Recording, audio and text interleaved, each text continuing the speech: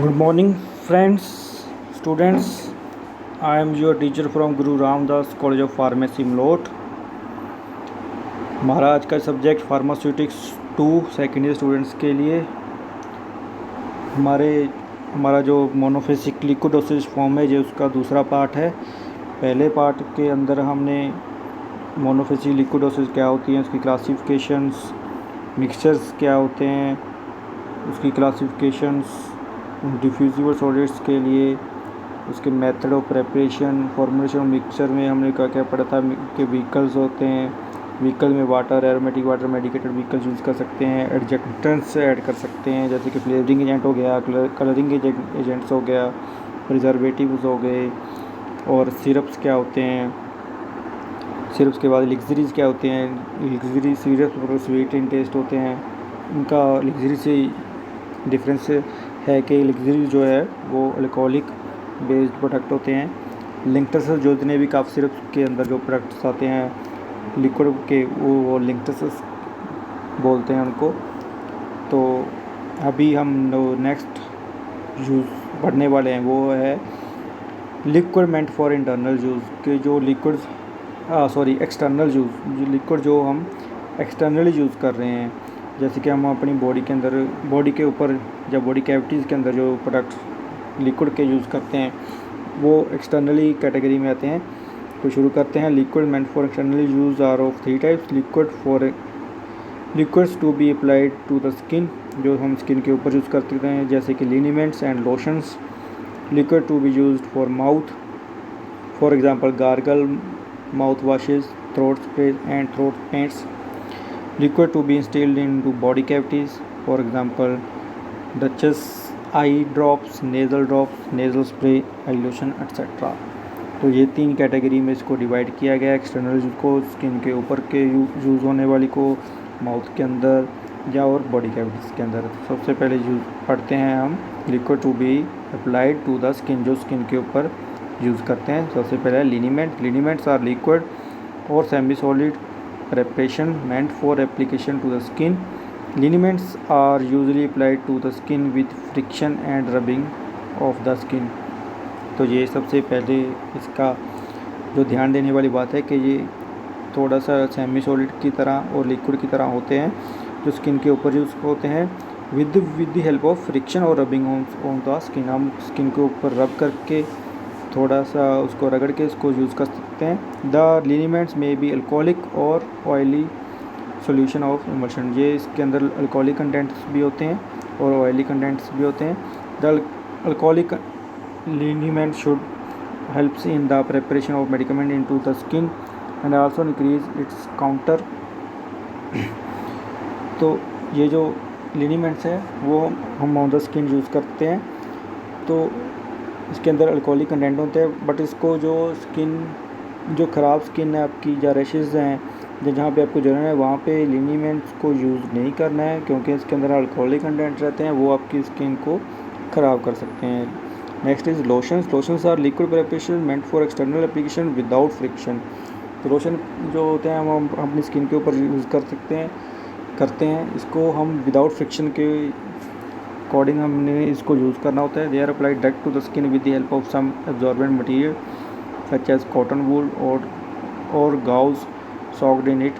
तो इसको यूज़ कैसे करना है, या तो हम इसको डायरेक्ट अपने हाथ से यूज़ कर सकते हैं या एक गाउज पीस के जरिए या कॉटन वूल के ज़रिए उसके अंदर लोशन को डिप करना होता है और उसको बाद में स्किन के ऊपर विदाउट फ्रिक्शन हमने यूज़ करना होता है। Lotions may be used for local action as cooling, soothing और प्रोटेक्टिव पर्पस के लिए हम इसको यूज़ करते हैं अपनी स्किन के ऊपर। They are generally applied for antiseptic action, for example calamine lotion.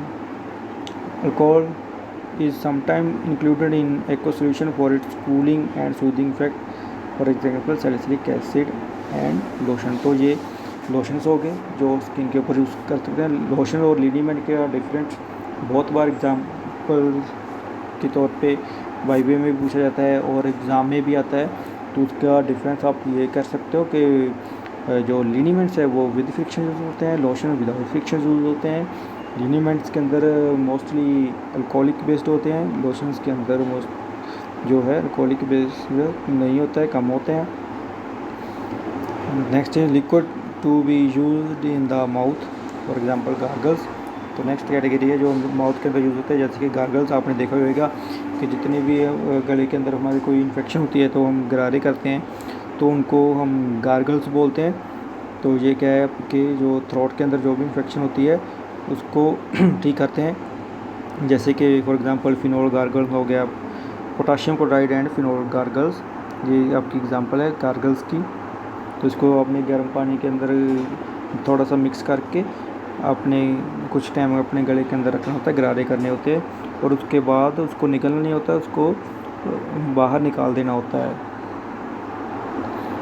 Next mouth washes आ गया, the aqua solution with pleasant taste and order use to make clean and deodorise the buccal cavity. तो जो product हम अपने buccal cavity को साफ़ करने के लिए उसको अच्छी स्मेल लाने के लिए यूज़ करते हैं, उसको माउथ वॉशेज बोलते हैं। Generally they contain anti bacterial agent, alcohol, glycerin, sweetening agent, flavouring agent and colouring agent. इसमें फ्लेवरिंग एजेंट रहते हैं, स्वीटनिंग एजेंट रहते हैं और कलरिंग एजेंट होते हैं जो आपकी बक्कल कैविटी को साफ़ करते हैं। तो माउथ वॉशेज़ और फेस वॉशेज़ में आपने कंफ्यूज नहीं होना है। फेस वॉशेज जो स्किन आपके चेहरे के ऊपर यूज़ होते हैं, माउथ वॉशेज जो आपके बक्कल कैविटी में जहाँ आपके दांत हैं, जीभ है, वहाँ यूज़ होते हैं। Container mouth washes are dispense in white fluted बोतल के अंदर हम इसको डिस्पेंस करते हैं, लेबलिंग उसके ऊपर करते हैं और ऊपर स्पेशल लिखा होना चाहिए कि ये माउथ वॉशेज है, और एक्सटर्नल यूज़ मेंशन होना चाहिए। तो ये नीचे इसकी प्रेपरेशन है। अगर हमने 50 ml का माउथ वॉशेज घर पे बनाना है तो कैसे बना सकते हैं, जी नीचे जो फार्मूला दिया गया है वो 1000 ml के अकॉर्डिंग दिया गया है। सोडियम क्लोराइड अगर 1000 ml के अकॉर्डिंग सोडियम क्लोराइड उसमें 15 ग्राम होनी चाहिए, सोडियम बाइकार्बोनेट 10 ग्राम होनी चाहिए, और पिपरामेंट वाटर के अंदर उसको मिक्स करना है। तो ये 1000 ml के लिए, बट इसको हम 50 ml के अकॉर्डिंग डिवाइडेशन करके बना सकते हैं। Next is throat paint. Throat paints are viscous liquid preparation used for mouth and throat infection. Glycerin is commonly used as the base because being viscous it adheres to mucous membrane for a long period। जितनी भी हमारे गले के अंदर problems रहती हैं, खारिश वगैरह रहती है, तो वहाँ पे हम जो प्रोडक्ट यूज़ करते हैं उसको थ्रोट पेंट्स कहते हैं, जो कि ग्लिसरीन बेस होते हैं। इसको यूज़ करने ग्लिसरीन का क्या काम रहता है, ये यहाँ पे इन्फेक्शन है म्यूकस मेम्ब्रेन के अंदर, वहाँ पे ये चिपक जाती है लॉन्ग टर्म के लिए, और अपना मेडिकामेंट का जो असर है वो दिखाती है। It also provides sweet taste in preparation, इसके अंदर स्वीट टेस्ट होता है। Commonly use throat paints are boroglycerin, phenol glycerin, tannic acid glycerin, compound iodine paints, ये इसकी एग्जांपल है। Next liquid to be stilled into body cavity, जो body cavities के अंदर लिक्विड प्रिपरेशन को स्टिल करते हैं, यूज़ करते हैं। Douche is a medicated solution meant for reasoning a body cavity. The word douche is often used for vaginal solution. The vaginal solution are generally called irrigation। तो ये ज़्यादातर जो क्या है वेजाइनल सोल्यूशन के लिए यूज़ होते हैं, इनको हम इरीगेशन भी बोलते हैं। Douches are also use to irrigate the other body cavities, जो मतलब जिनका ज़्यादातर काम क्या होता है, क्लींजिंग पर्पज़ के लिए होता है, such as eyes, ear and nasal cavities for cleaning and removal of foreign particle or discharge from them।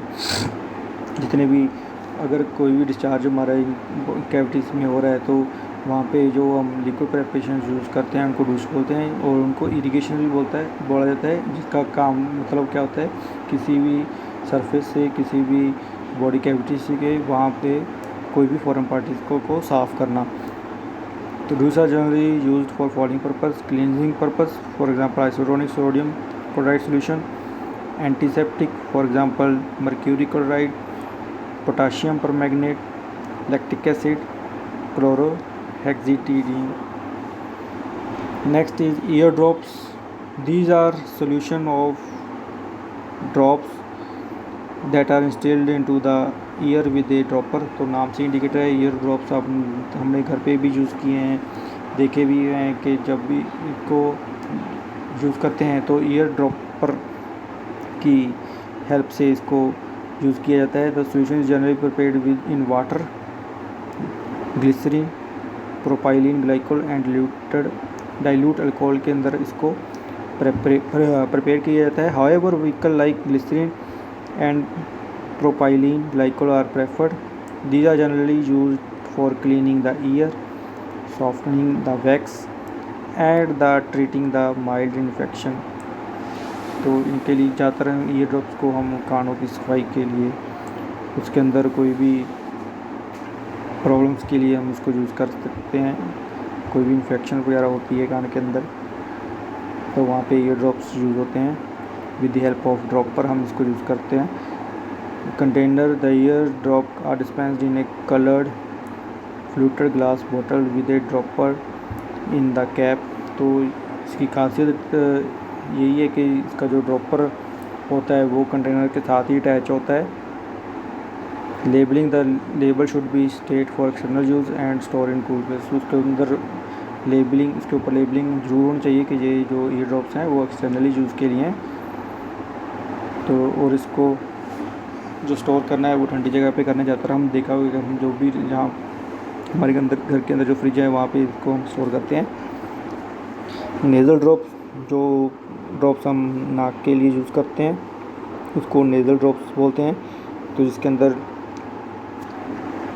0.9% sodium chloride का सॉल्यूशन रहता है। Nasal preparation must not interfere with the cleansing action और epithelial of nasal mucosa. Containers nasal drops are dispensed in a color fluted bottle fitted with a dropper on or in a suitable plastic container. Labeling: the container should be labeled for external use only. Storage: nasal drop should be stored in a cool place. तो ये ear drops की तरह same ही है।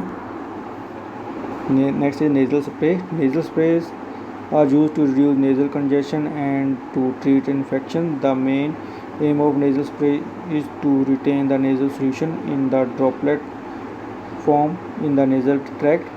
For this purpose, the nasal solution is sprayed in the form of coarse droplets by using scent spray type of atomizer or a plastic squeeze bottle.